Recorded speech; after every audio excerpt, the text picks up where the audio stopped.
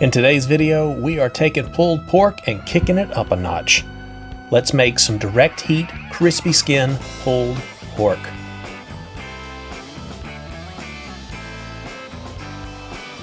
Here we go.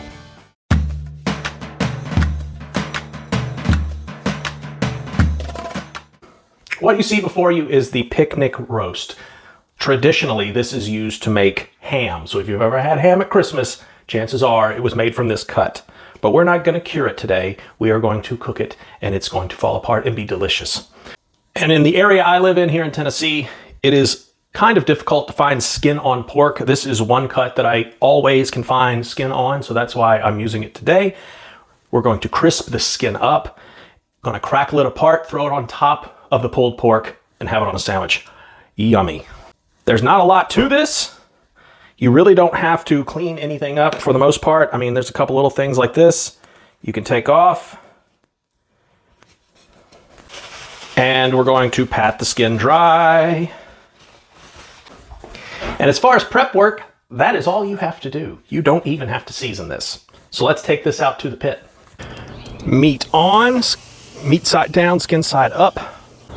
So to protect this skin, we are going to cover it in salt. This is not going to salt the meat. This is strictly just to protect the skin. And yes, this is a lot of salt, but it is the best way to protect this. So go heavy on it. And at the end of this, you'll have some smoky hog salt. All right, that is thoroughly covered up. We're going to cover this back up. We're going to maintain temps between 300 and 325 degrees. And we'll check back on it in a little bit. And just so you know, this is what I'm using. It's Morton's. You can just use regular old Morton's table salt. Nothing fancy, nothing special about it. It's just going to protect that skin. It's going to cause the skin to dry out. And when we flip it over, it'll crisp it up. And it's going to be delicious. We are just over 4 hours and 15 minutes to be exact. Let's check and see what we got. Ooh, this smells so good. All right.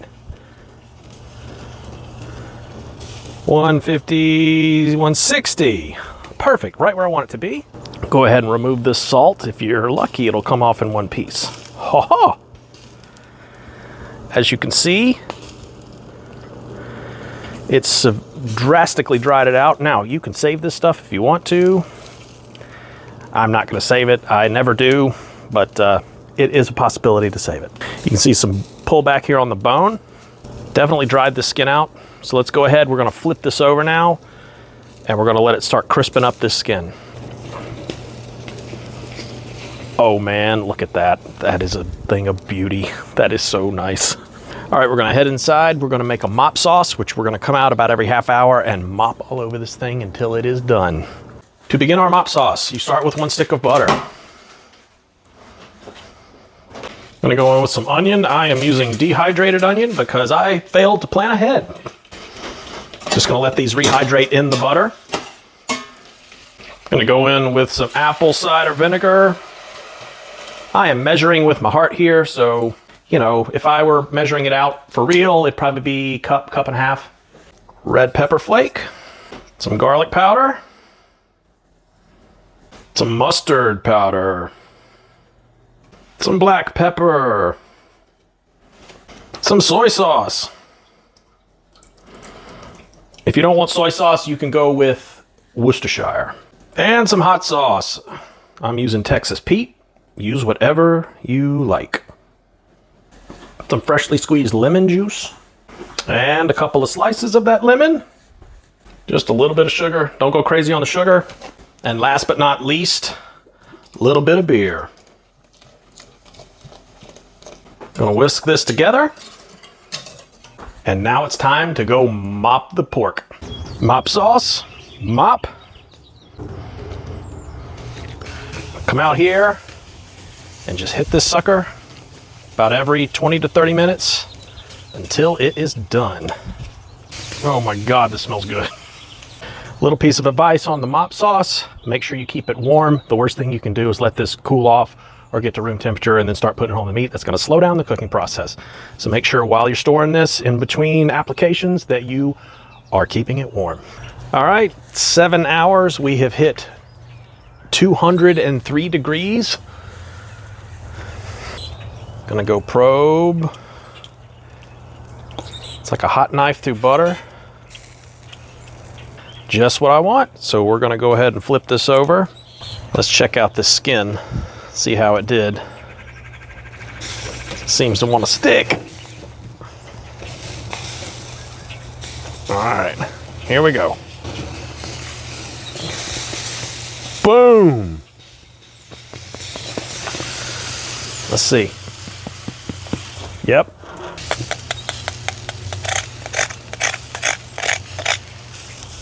That's what I'm talking about. I'm gonna go ahead and pull this off.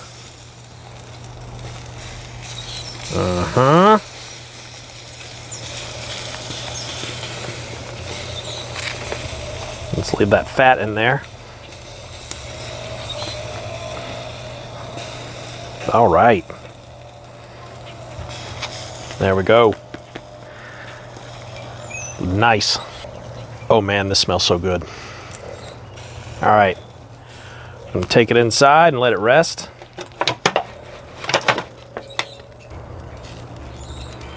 There we go. Let's get a taste. Oh God. Oh man, that's fantastic. All right, so here's the skin. I'm gonna show you the benefit of using the salt. As I said, without using salt, you're gonna get rubbery skin. So this is the under part, and you can see I wasn't able to salt that, so it's very leathery.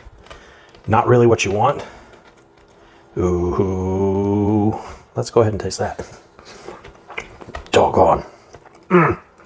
Basically what I'm gonna do is I'm gonna go ahead and just snip off this part, because as I said, it is rubbery and it's really not what I'm looking for. So other than it does have meat on it, so I'm not wasting that. All right, so see, it's all cracking up. So what I'm gonna do is I'm gonna come in here and I'm gonna scrape the fat off of this. Tasty, tasty. You can see there's a lot of fat here. So, gonna pull all that out.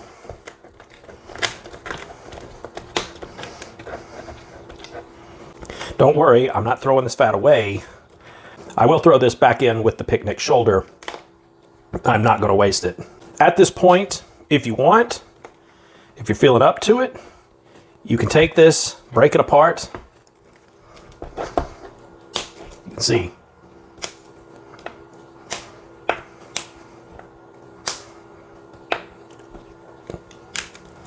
There we go. Oh man.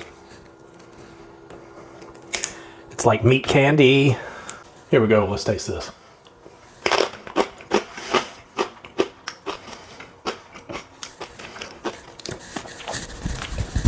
Man, I don't know why I don't make pork this way more often, because it is by far my favorite way to do it.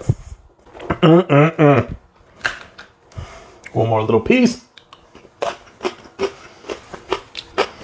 It's borderline like really crispy bacon. If I had to kind of explain to somebody what it tasted like. The plan for this, I'm gonna chop it up, not too fine, but a little more fine than I have been. And it's gonna go on top of the pork once I shred it up. It's resting, covered in tin foil right now. I'm gonna let it rest for about an hour, come down in temp to about 150 degrees. And then I'm gonna shred it to bits. Got my heat resistant gloves. Let's see what we got. Oh man. I'm so used to the blade bones from pork butts that when I see this, I'm like, okay. Another piece of bone. And another piece. Coming out clean.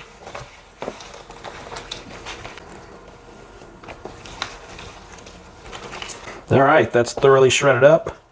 Let's hit it with some of the Mop Sauce and get this on a bun and taste it. Don't want to waste any of this.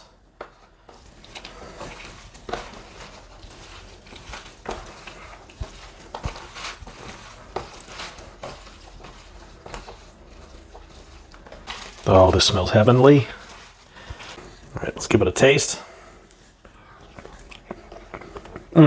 Gonna hit it with just a touch of salt and a little more hot sauce. If I were really wanting to do this Carolina style, I would chop it up, but I'm not doing that right now. It is dinner time around here and I am hungry. Also, tip. I learned this the hard way.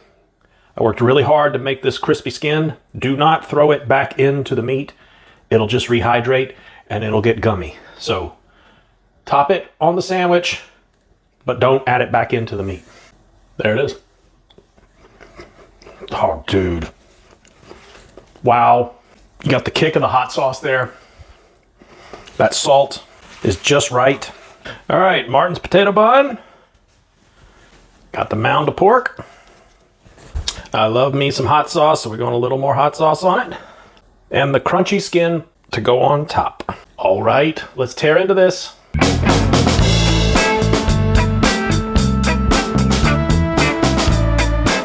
Here it is.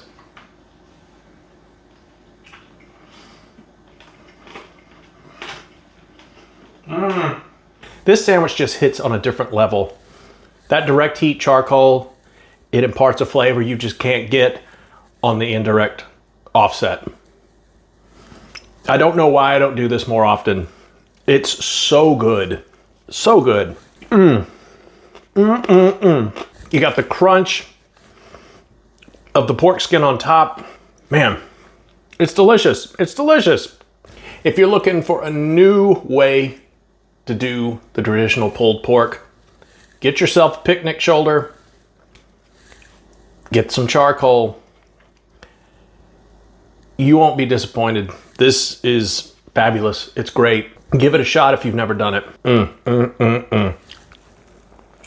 I hope you found this video helpful. If you did, drop me a comment, give me a like, give me a subscribe. I would greatly appreciate it. And with that, get up, go out, cook some good food. Be a little bit better tomorrow than you were today, and I will catch you next time.